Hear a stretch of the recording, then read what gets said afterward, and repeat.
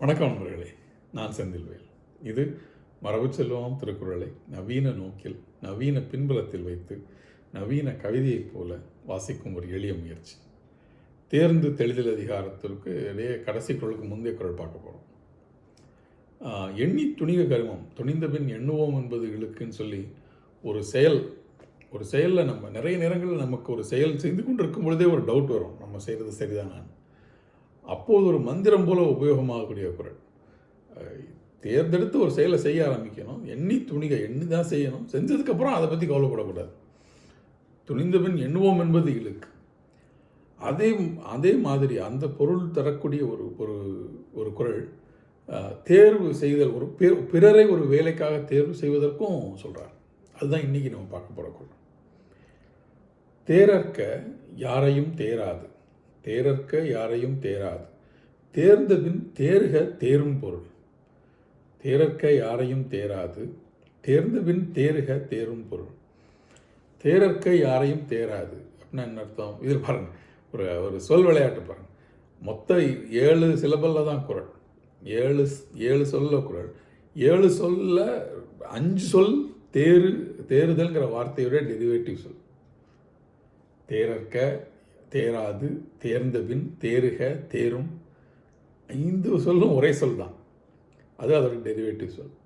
மிச்சம் 2 புது சொல் தான் இருந்திருக்கு. மொத்தம் 3 சொல்லுல குறள். ஆனால் இவ்வளோ பொருள் உள்ள குறள் பார்க்கலாம். தேரற்க யாரையும் தேராது, தேர்ந்தபின் தேறுக தேரும் பொருள். ஸோ செலெக்ஷன் ப்ராசஸ் இல்லாமல், ஒரு ப்ராசஸ் இல்லாமல், இதற்காக நாம் யாரை தேர்வு செய்கிறோங்கிற ப்ராசஸ் இல்லாமல் யாரையுமே செலக்ட் பண்ணாதீங்க. தேரற்க யாரையும் தேராது, தெளிவாக ஆராய்ந்து அறிந்து இவருடைய பின்னணி எப்படி இருக்கிறது, அவருடைய செயல், முன்னாடி அவர் செய்த செயலின் எச்சம் என்ன சொல்கிறது, இதெல்லாம் பார்த்து ஒருவரை தேறுக. தேர்ந்த பின் தேறுக தேரும் பொருள். இந்த இடத்துல தேறுக என்றால் இந்த தேர்தல்ங்கிற வார்த்தைக்கு ஆராய்தல் அப்படிங்கிற பொருள் இருக்கிற மாதிரி, இன்னொரு தெளிதல்ங்கிற பொருள் இருக்கிற மாதிரி, இன்னொரு பொருள் நம்புதல். தேறுக தேரும் பொருள்.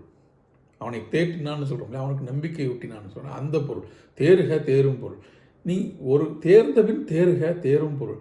நீ ஒரு முடிவை எடுத்துட்ட அப்படின்னா, ஒருவர் மேலே நம்பிக்கை வச்சு ஒரு முடிவை எடுத்துட்டேன்னா, அதற்கு பிறகு அவர் அந்த செயலை முடிப்பார் என்று நம்புக.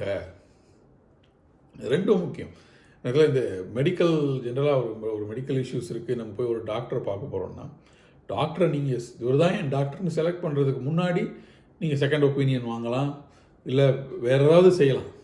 அவரை பற்றி நம்ம பல பேர்கிட்ட கேட்டு தெரியலாம் எல்லாம். ஆனால் ஒருவர் இதுதான் என் டாக்டர், இவர்கிட்ட தான் நான் ட்ரீட்மெண்ட் எடுத்துக்க போகிறேன்னு முடிவு பண்ணதுக்கப்புறம் திருப்பி போய் அந்த முடிவையே கேள்வி கேட்டுக்கிட்டே இருக்கக்கூடாது. ஒரு சின்ன அளவிலையாவது நம்ம அந்த டாக்டர் மேலே நம்பிக்கை வைத்தால் மட்டும்தான் அந்த நோய் நம்ம விட்டு குணமாகும். நோயில் இந்த நம்பிக்கைங்கிறது இன்னும் ரொம்ப முக்கியம். வெறும் நம்பிக்கையால் குணமாகக்கூடிய நோய்கள்லாம் கூட இருக்குது. அதுதான் சொல்கிறார். ஒரு முடிவை எடுப்பதற்கு முன்னால் நீ கண்டிப்பாக யோசித்து முடிவெடு. ஒருவரை தேர்வு செய்த பிறகு அவருக்கு தேவையானது திரும்ப நீ அவரை தேர்வு செய்து கொண்டே இருக்க வேண்டிய அவசியம் இல்லை. தேர்ந்தெடுத்த பின் நம்புக. ரொம்ப யூஸ்ஃபுல்லான குறள். இன்னொரு தடவை பார்க்கலாம். தேரற்க யாரையும் தேராது, தேர்ந்தபின் தேறுக தேரும் பொருள். முடிவு எடுத்த பிறகு ரொம்ப யோசிக்காதீங்க என்று அறிவுரை செய்யக்கூடிய குறள். தொடர்ந்து சிந்திக்கலாம் நண்பர்களே. நன்றி.